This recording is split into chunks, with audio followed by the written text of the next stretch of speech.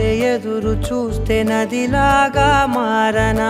చైత్రమల్లె నువ్వు పూస్తే చిగురాకే అవ్వనా నన్నే వరించే యువరాజును అంట నీ యువరాణి